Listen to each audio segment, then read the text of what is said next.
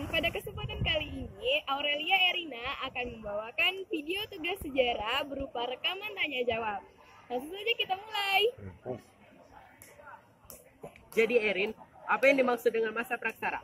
Baiklah, terima kasih atas pertanyaannya.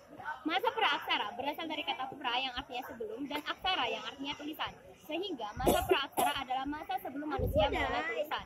Sebelum mengenal tulisan, manusia purba sudah mengenal hasil kebudayaan karena manusia purba mempelajari sisa peninggalan sejarah sebelumnya. Istilah praaksara itu sama dengan istilah nirleka yang artinya tanpa tulisan. 2. Bagaimana karakteristik situs Sangiran? Baiklah, terima kasih atas pertanyaannya. Karakteristik situs Sangiran itu ada 3. Yang pertama, memiliki luas 8 km ke arah utara dan selatan dan 7 km ke arah barat dan timur. Yang kedua, berupa kubah raksasa dengan cekungan besar terjadi akibat erosi. Yang ketiga itu adalah berupa lempung hitam dengan pasir fluvia vulkanik yang tanahnya tidak subur apabila terjadinya musim kemarau.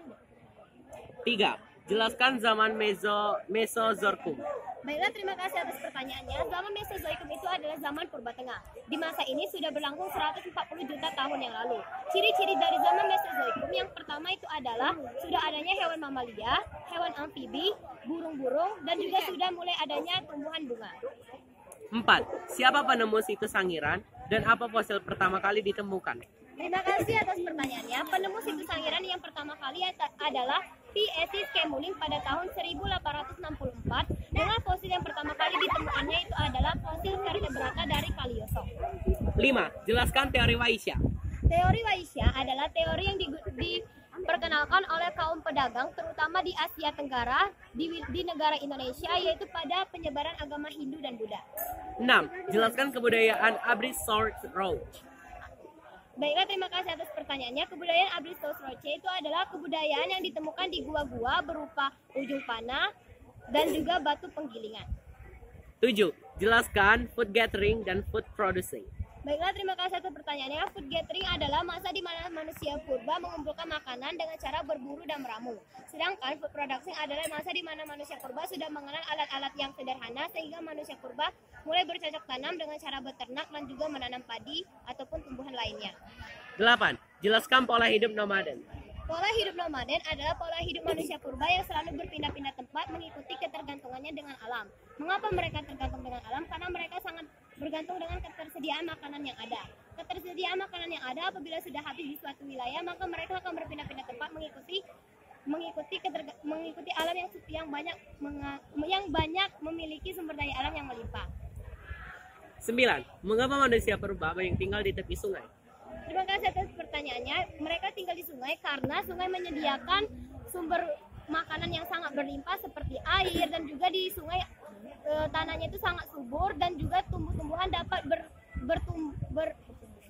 tumbuh-tumbuhan dapat tumbuh subur di sana sehingga manusia purba dapat memproduksi makanan. 10. Mengapa manusia purba banyak hidup di tepi pantai? Karena pantai memiliki sumber daya alam yang melimpah seperti ikan, kepiting, cumi-cumi dan juga hasil dari tulang-tulang sisa ikan itu dapat dijadikan manusia purba sebagai alat untuk berburu dan juga sebagai senjata untuk manusia purba memotong sisa makanan.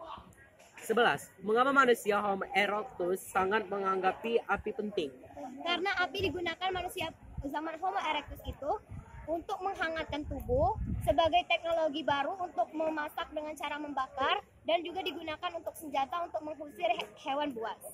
Soal terakhir, jelaskan hubungan sistem kepercayaan dengan tempat tinggal. Manusia purba yang sudah bertempat tinggal akan memiliki sistem kepercayaan yaitu percaya kepada Tuhan dan juga memiliki sistem kepercayaan lain seperti dinamisme dan animisme. Animisme itu adalah kepercayaan terhadap roh nenek moyang, sedangkan dinamisme itu adalah kepercayaan terhadap benda-benda yang sakti. Baiklah, terima kasih atas pertanyaannya. Saya kembalikan kepada moderator. Baiklah teman-teman, sekian tugas video sejarah dari Aurelia Erina Ramadhani, yaitu tanya jawab. Kita akhiri, wabillahi taufiq wal hidayah. Wassalamualaikum warahmatullahi wabarakatuh.